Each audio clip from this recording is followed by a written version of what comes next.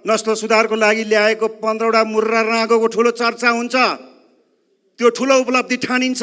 तर अरबौँको क्षति भएर हजारौँ किसानहरूलाई अहिले आघात पुग्दा यो सरकार ध्यान दिँदैन। त्यसो भएको हुनाले तत्काल त्यो महामारीलाई नियन्त्रण गर्नको निम्ति बागमती र अन्य नदीको नाममा अझै कति वर्ष राजनीति अनि पैसा बगाउने काम हुन्छ हाम्रो देशमा। यो दण्ड जरिवानाको भागीदार को हो? ढल व्यवस्थापनको जिम्मा लिएका स्थानीय तह, अधिकार सम्पन्न बागमती सभ्यता एकीकृत विकास समिति कि स्वयं स्थानीय?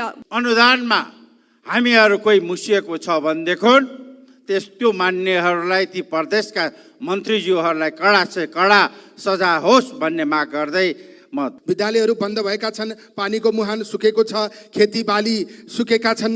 लाई नागरिकता दिनुपर्छ, होइन कि होइन फिजी बनाउने काम जुन सरकारबाट अहिले भइरहेको छ त्यसलाई यथाशीघ्र रोक्नुपर्छ। नागरिकता विधेयक पुनः नेपालका प्रधानमन्त्रीहरूले 4639 मेगावाट अरुण तेस्रो, तल्लो अरुण चौथो, माथिल्लो कर्णाली, पश्चिम सेती, सेती नदी लगायतको जलविद्युत भारतको कब्जामा दिन लगाइसक्नु भएको छ। के हामीप्रति नेपाल सरकारको केही दायित्व छैन? हामी काम गरेर आफ्नो घर परिवारलाई पुग्ने गरी रेमिट्यान्स पठाउँछौँ।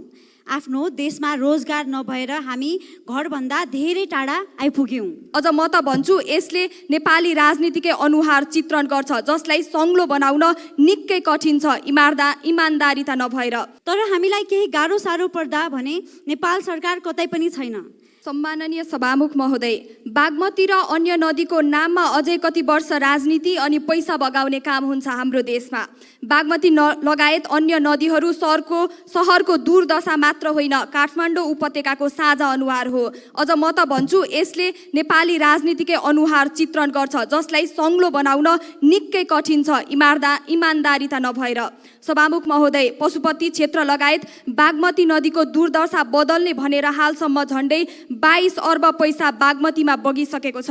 आश्चर्यको कुरा त एकातिर नदी सरसफाइ गर्ने भनेर वर्षेनी 2 अर्ब भन्दा बढी खर्च गरिन्छ, तर खोला नाला जस्ताको तस्तै देख्छु म। खानेपानी ऐनले मलमूत्र खोलामा मिसाए 3 महिनादेखि 1 वर्षसम्म कैद र 5 लाखसम्मको जरिवानाको व्यवस्था गरेको छ। सभामुख महोदय, यो दण्ड जरिवानाको भागीदार को हो? ढल व्यवस्थापनको जिम्मा लिएका स्थानीय तह, अधिकार सम्पन्न बागमती सभ्यता एकीकृत विकास समिति कि स्वयं स्थानीय? गुहेश्वरी, सल्लाघारी, सुन्दरीघाट, खोकनामा बनाउने? मान्य सभामुख महोदय,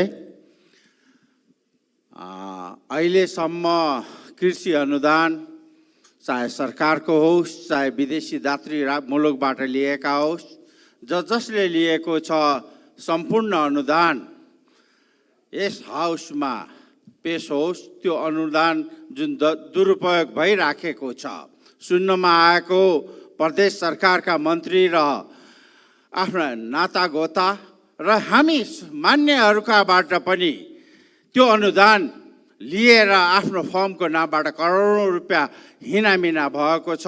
त्यसको उचित जाँच होस् भन्ने माग राख्छु र यदि त्यो अनुदानमा हामीहरू कोही मुसिएको छ भनेदेखि त्यो मान्नेहरूलाई, ती प्रदेशका मन्त्रीज्यूहरूलाई कडा से कडा सजाय होस् भन्ने माग गर्दै म बिदा हुन्छु। धन्यवाद। माननीय सभामुख महोदय, सामान्यतया मानिसलाई 26 डिग्री तापक्रम उपयुक्त हुन्छ, तर यति बेला देशभरि तापक्रम बढेको छ। तराईका जिल्लाहरूमा झन्डै 44 डिग्रीसम्म पुगेको अवस्था छ। तातो हावा, लु चल्न थालेको छ।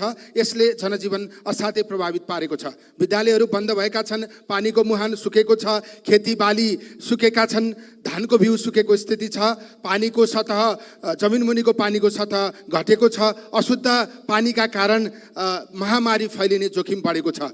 दैनिक ज्यालादारी गरेर खानुपर्ने मजदुरहरूको समस्या असाध्यै दयनीय बनेको छ। त्यसैले अझै 1 हप्ताभन्दा बढी समय यस्तो हुने देखिन्छ।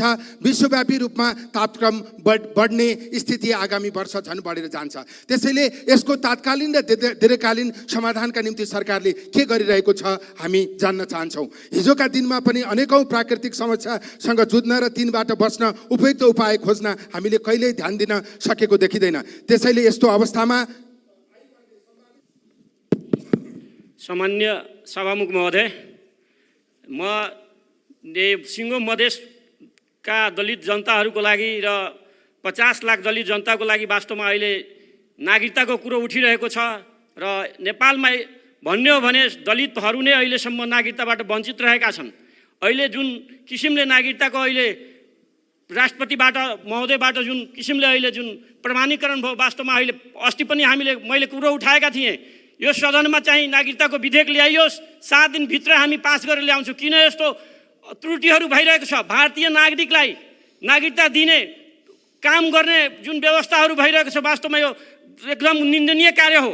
हामीले नेपालमा रहेका 50 लाख दलितहरू अहिले निमुख दलितहरूले नागरिकता पाएका छैनन्। त्यसमध्येबाट निमुखाहरू जुन ठाउँसम्म पुग्न सक्दैनन् त्यस्तालाई नागरिकता दिनुपर्छ। होइन कि होइन फिजी बनाउने काम जुन सरकारबाट अहिले भइरहेको छ त्यसलाई यथाशीघ्र रोक्नुपर्छ। नागरिकता विधेयक पुनः प्रमाणीकरण जुन अदालत लोकियो अदालतलाई म धन्यवाद दिन चाहन्छु र यो सभामुख महोदय, नेपालका प्रधानमन्त्रीहरूले 4639 मेगावाट अरुण तेस्रो, तल्लो अरुण चौथो, माथिल्लो कर्णाली, पश्चिम सेती नदी लगायतको जलविद्युत भारतको कब्जामा दिन लगाइसक्नु भएको छ।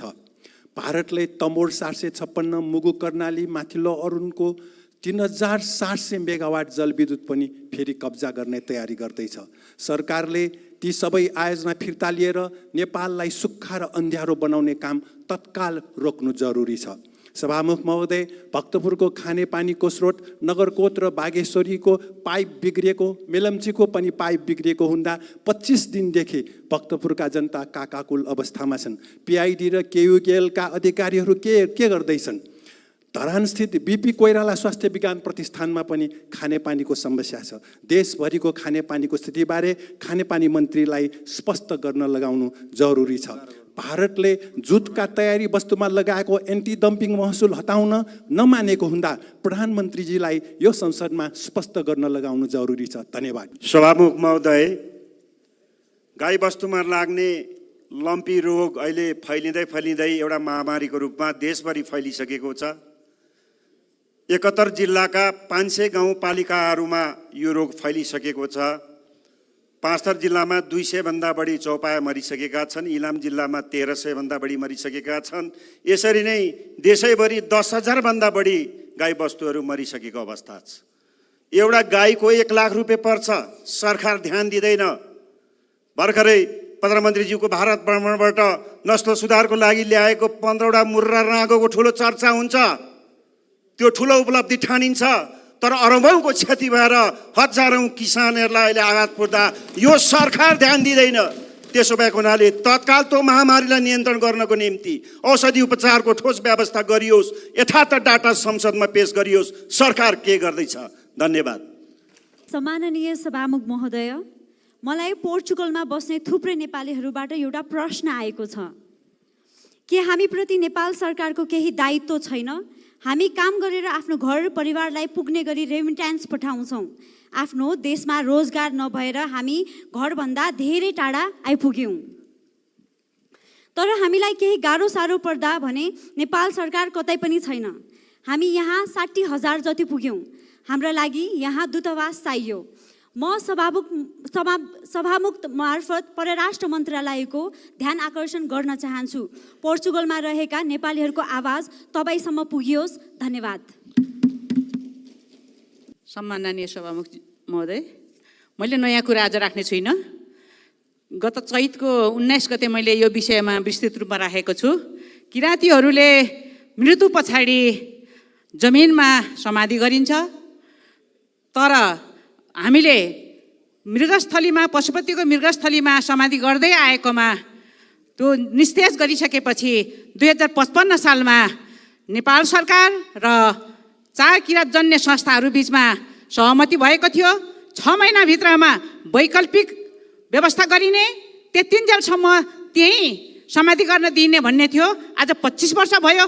कतिवटा सरकार फेरिए। किराँतीहरूप्रतिको यो गैर जिम्मेवार सरकारहरूप्रति खेद प्रकट गर्दै तुरन्तै 25 वर्ष अगाडिको सहमतिलाई कार्यान्वयन गरी किराँतीहरूलाई उपत्यकामा जन्म नदिने तर मृत्यु हुन नदिने पीडाको अन्त्य गरियोस् भनी सभामुख मार्फत सरकारको ध्यान आकर्षण गर्न चाहन्छु। धन्यवाद। माननीय सदस्य श्री देव प्रसाद तिमल सेना।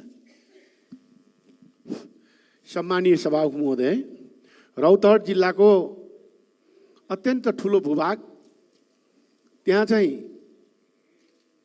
यो देशकै सबैभन्दा राजधानी जानुपर्ने के अरे सदरमुकाम जानुपर्ने 42 किलोमिटर र त्योभन्दा टाढा 55-56 किलोमिटर टाढाबाट राजधानी लिन जानुपर्ने गौर सदरमुकाममा हुनाले त्यहाँ चन्द्रनिगापुरमा इलाका प्रशासनमा विगतका दिनहरूमा पनि त्यो नागरिकता के अरे पासपोर्ट दिने व्यवस्था थियो र हाल त्यो बन्द भएको छ। यथाशीघ्र त्यहाँ चन्द्रनिगापुर इलाका प्रशासन कार्यालयमा यो नागरिकताको के अरे पासपोर्टको व्यवस्था गर्न सरकारसँग माग गर्न चाहन्छु।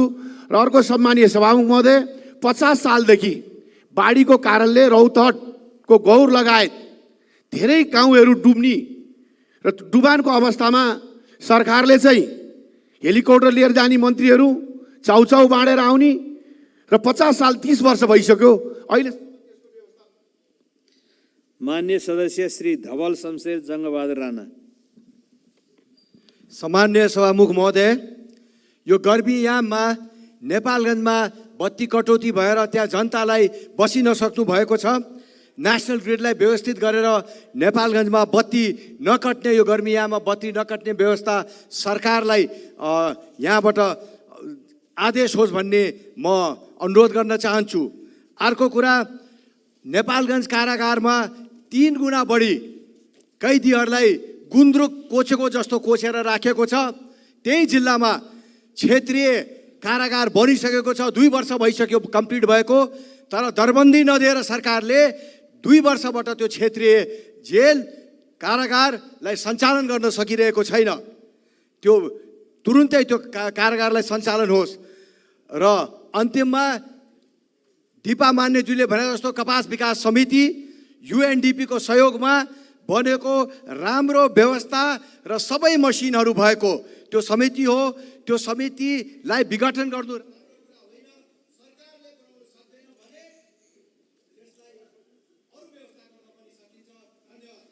माननीय सदस्य श्री ध्रुवबहादुर प्रधान। सम्मान्य सभामुख महोदय, नेपाल सरकारको पहिलो गठबन्धनका पार्टी बीच भएको सहमति अनुसार नागरिकता विधेयक, संवैधानिक परिषद विधेयक, मनी लन्ड्रिङ, सार्वजनिक खरिद संशोधन ऐन विधेयक, TRC प्राथमिकता दिई संसदलाई बिजनेस दिने भएकोमा गृहमन्त्रीको रिक्तताले प्रहरी विधेयक र नागरिकता विधेयक समयमा आएन। सो अवधिमा माननीय मन्त्रीज्यूहरू, मुख्य सचिव, सचिवज्यूहरूलाई ताकेता पनि भएको हो। महामहिम पूर्व राष्ट्रपतिको नोट समेतलाई मध्यनजर गरी निष्क्रिय नागरिकता विधेयकलाई परिमार्जन गरी अगाडि बढाइने कुरा पनि भएको हो। गठबन्धन परिवर्तन पश्चात हाल यो स्थिति सिर्जना भएको हो। नागरिकता दिन विलम्ब गरिँदैछ। सरकारले संसदीय मर्यादा कायम गर्दै अविलम्ब प्रक्रिया अगाडि बढाई कानुनतः नागरिक हुनेलाई प्रमाण प्रदान गरोस्। धन्यवाद। माननीय सदस्य श्री नारायण प्रसाद आचार्य।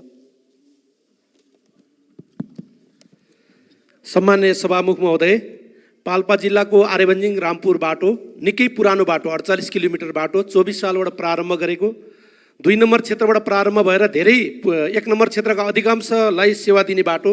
यो बाटो धेरै जीर्ण छ, पटक पटक आवाजहरू उठिरहेको छ, तर पनि यो बाटोमा सरकारको ध्यान पुगिरहेको छैन। यो बाटोलाई प्राथमिकता दिएर अगाडि बढाउनको लागि हार्दिक अनुरोध गर्न चाहन्छु। 68 सालमा निर्माण रहेको पाल्पा रामपुर नगरपालिका, चापकोट नगरपालिका को प्याक्लुक र के अरे दामचौर घाटको 68 सालमा प्रारम्भ भएको पुल, त्यसको प्रगति ज्यादै न्यून छ र पाल्पा रामपुर नगरपालिका भुजात र निर्दिम घाटको पुल पनि सोही दिन एकै दिनमा शिलान्यास भएको, त्यसको प्रगति भएको छैन। यसतर्फ सरकारको ध्यान आकर्षण गर्न चाहन्छु। निस्ती निस्ती पहुँच मार्ग, पुरुखोला पहुँच मार्ग, रम्बा पहुँच मार्ग, मातागढी पहुँच मार्ग र खानी 5 पहुँच मार्गहरू सरकारको प्राथमिकता परेको छैन। धुलाम्य सडकले त्यहाँका जनताहरू आक्रान्त हुनुभएको छ। त्यसो भएको हुनाले यसलाई प्राथमिकतामा राखेर माननीय सदस्य श्री नारायणी शर्मा। सम्माननीय सभामुख महोदय, मैले बेला बेला पनि उठाइराखेको छु र अहिले पनि दाङको नाका क्षेत्र खास गरी गढवा गाउँपालिका र राजपुर गाउँपालिकाको नाका क्षेत्र जो भारतको सिमानामा पर्ने गर्छ र त्यहाँ जनताहरू एउटा सीमा कवचको रूपमा बसिराखेका छन्। त्यहाँको जनतालाई खानेपानी, शिक्षा, स्वास्थ्य र बाटोको एउटा पहिलो प्राथमिकता विषयहरूमा पनि कुनै सुविधा अहिलेसम्म पाउन सकिराखेका छैनन्। अब फेरि वर्षा पनि सुरु हुन थाल्यो, खानेपानी नभएर त्यहाँको जनता हरेक वर्ष पखाला अथवा यस्तो खालको चाहिँ रोगले सधैँ ग्रसित हुने गर्छन् र फेरि पनि यो बर्खामा फेरि त्यो धुमिलो पानी, खोलामा बगेको धुमिलो पानीलाई एउटा गाग्रीमा राखेर थिक्राएर खान पर्ने जो परिस्थिति छ, यसलाई अहिलेको यो सरकारले प्राथमिकतामा राखोस् र त्यहाँको खानेपानी र बाटो र स्वास्थ्य शिक्षालाई प्राथमिकता दिने गरी अगाडि बढोस् भनेर सभामुख मार्फत सरकारको ध्यान आकर्षण गर्न चाहन्छु। धन्यवाद। मान्य सदस्य श्री निर्मला कोइराला।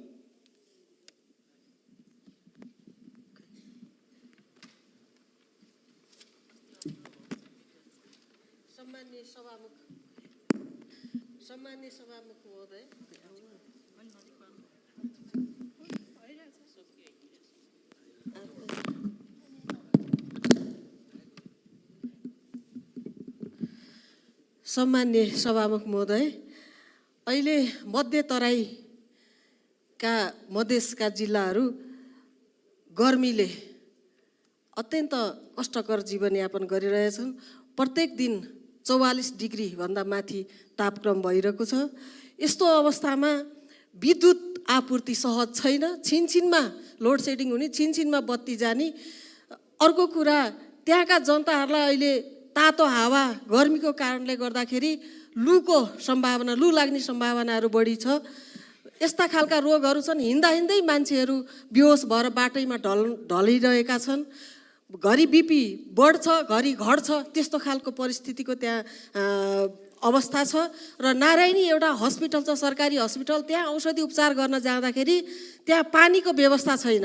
पानीको सतह सुकेको छ, कलहरू सबै सुकेका छन्, त्यहाँ पानी खान पाउने स्थिति छैन।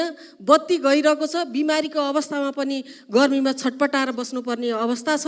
त्यो अवस्थाको